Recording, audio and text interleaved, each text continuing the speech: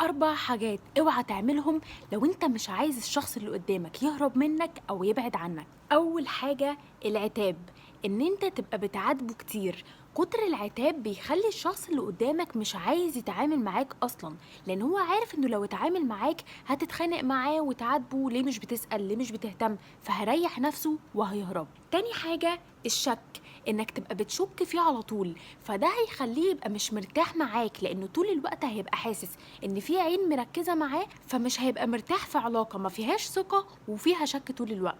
تالت حاجة المقارنة، انك تقارن الشخص ده بحد تاني غيره، دي اكتر حاجة هتخلي الشخص ده عايز يبعد عنك، لان انت كده بتقلل منه وبتقلل من ثقته بنفسه قدام نفسه وقدامك. ومجرد ما الشخص اللي قدامك تقل ثقته بنفسه قدامك، مش هيبقى عايز ان هو يتعامل معاك اصلا، عشان ما يحسش ان هو مش مالي عينك وان هو بيتعامل مع شخص وهو مش واثق من نفسه.